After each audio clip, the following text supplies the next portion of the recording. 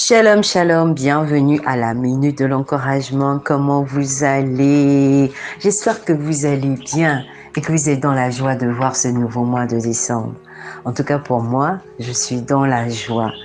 Oui, nous voici au mois de décembre 2021. Quelle grâce et quel privilège! Que le nom de l'Éternel soit béni, lui qui nous donne la grâce de voir ce mois. Aujourd'hui, je viens nous encourager à dire merci, à être reconnaissant envers Dieu pour tout ce qu'il a fait, même pour ce que nous n'avons pas encore vu.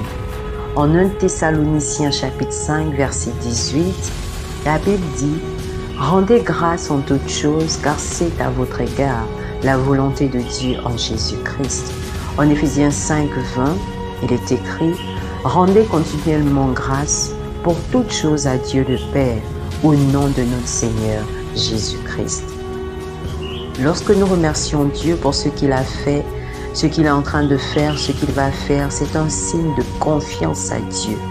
En remerciant Dieu, nous appelons d'autres bénédictions. L'action de grâce appelle toujours à l'action.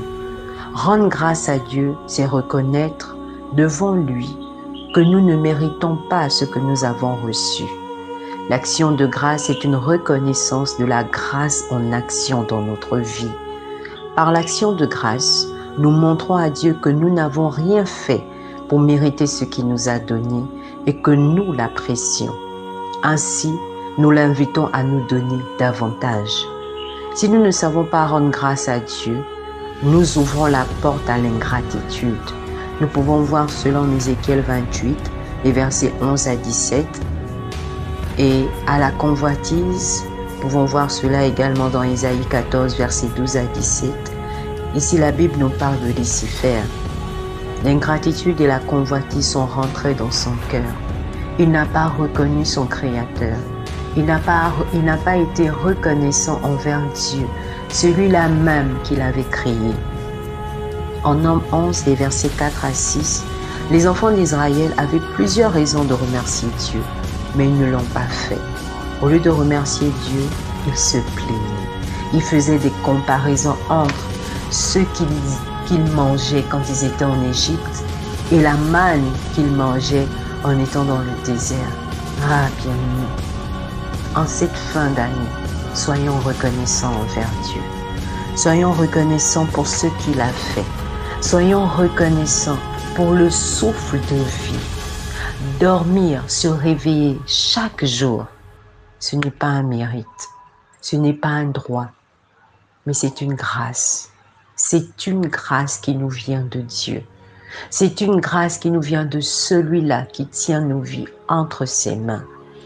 Alors je nous encourage à remercier le Seigneur.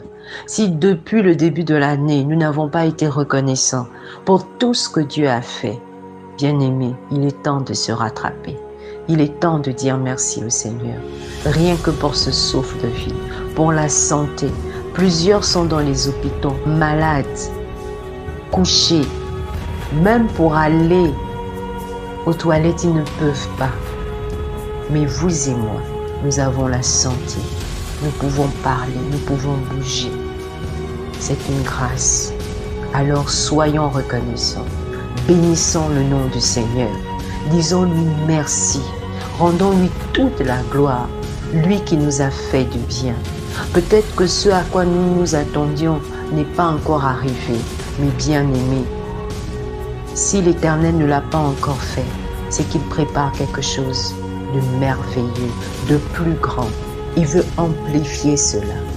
Alors, ne soyons pas découragés. Soyons reconnaissants pour ce qu'il a déjà fait. Gardons le sourire, car la joie du Seigneur est notre force. Excellent week-end à vous. Shalom.